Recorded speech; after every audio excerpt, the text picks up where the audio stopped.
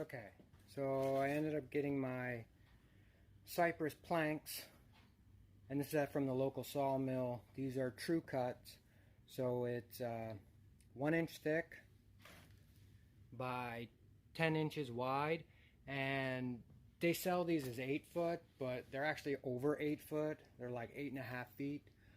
And I got 5 of the boards to go across the bed because it's 50 inches from side to side. They just cut these today, and this is Wednesday. So I just got them sitting in here right now, so I can't really show the burn process on these because they're still wet. So I just got to let them sit up and dry, and then I'm actually going to place them in a way so they'll dry flat. This is just to get them out of my truck. So now I'm going to show you how to do this burn.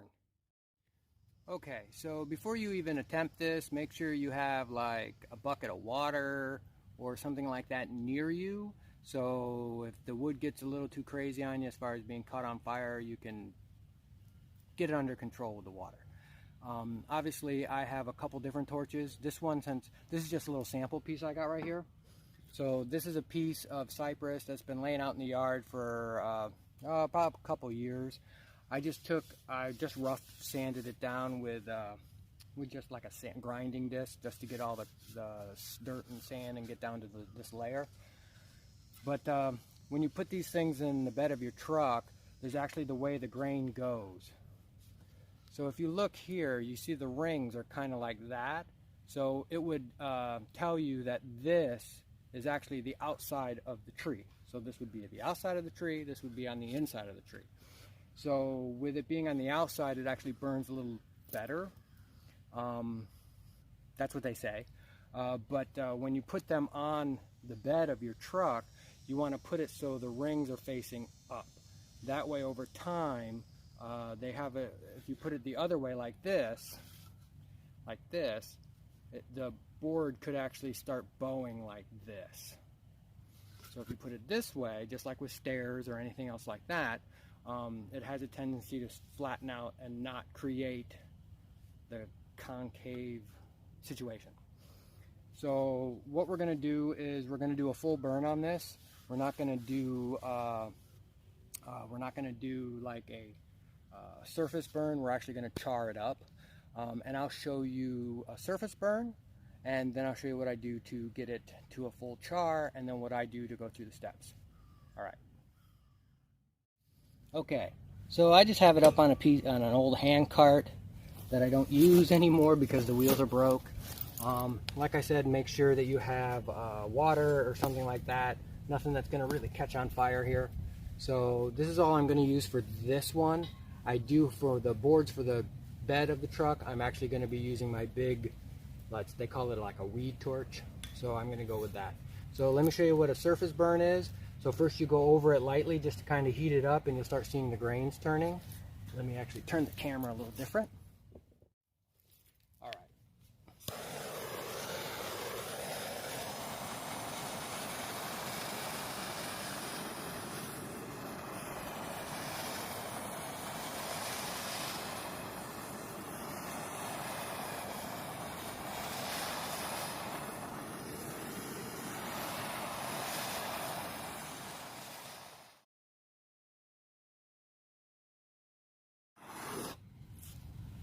So that would be a surface burn. That's nice and all, but not really what I want to do for my project. So now I'm going to actually catch this thing pretty good, like do a full char on it. Now, the full char will actually heat up and brown these, what they call like a spring wood, I guess you would refer to it, but it's these, not the actual grains. And for me, I wanted the raisedness of the grain. So I don't want to sand these too much, like make them uber smooth, at least not for what I'm doing. So I'm showing you the process that I did for my boards and what I'm going to be doing for the boards of my truck.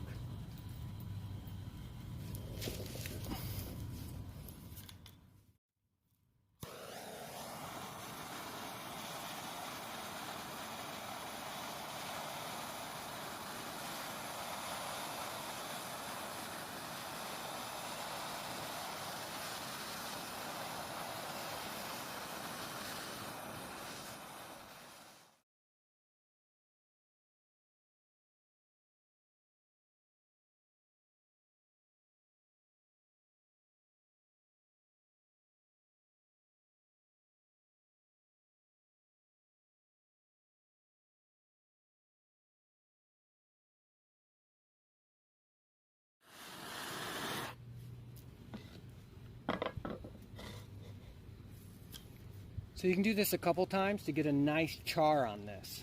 I'm going to do it one more time just because I do it twice, because when I go back over it with my brush, it still exposes some of the color of the wood down below.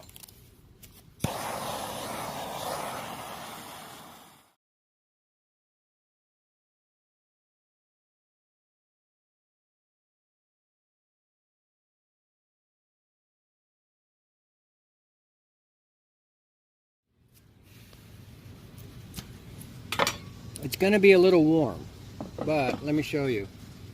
I don't know if the camera can zoom in. You see how it kind of looks alligator-ish skin? That's kind of what you want. Alright, now that it's had a couple minutes to cool down, you can see that it's got a good burn on that. So now you take one of these, here's what you do.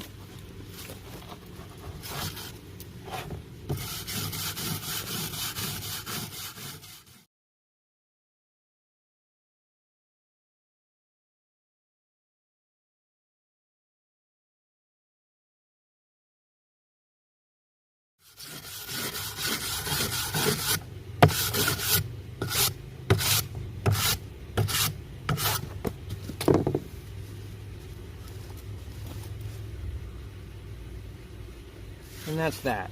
Now if you want it darker, you could burn it again, which is what I'm going to do. I'm going to do it one more time. Stay tuned. So I just burned it for a second time.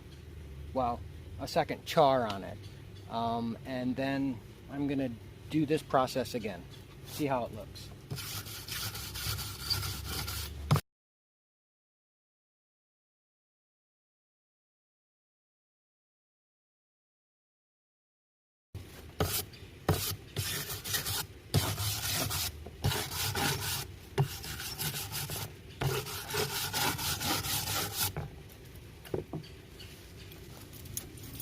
And there it is. So it went from that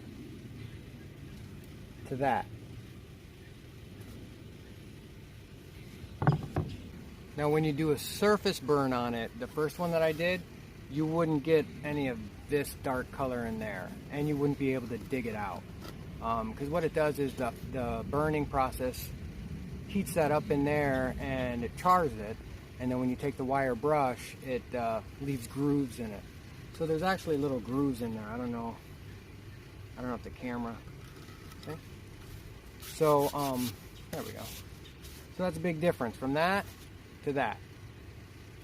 So what I did is I took the base color of my truck, so it's an automotive paint, and then I put 2 coats of the base on there. No clear, no nothing, just base, reduced base. Then I let that set up and dry really good. And then I took 180 and I went over it a couple times just to highlight these grains here and all these. And then I just used a satin polyurethane, water-based, and I just coated it 3 times. It dries really fast. So this step right here. Now to show you exactly what I did, I'm going to have to finish this up tomorrow, which means I have to take it into work, throw a couple coats of base on there, and then show you how I sand it, and then you'll see the result.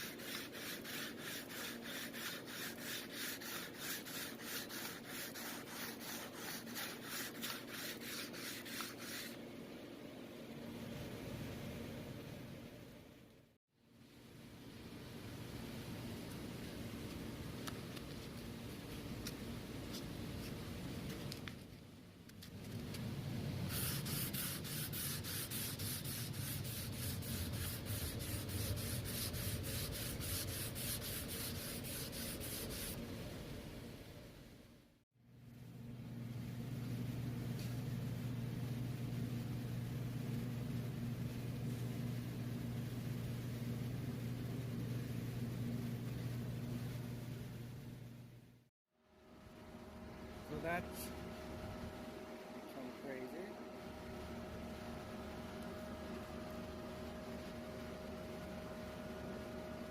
That's the teal.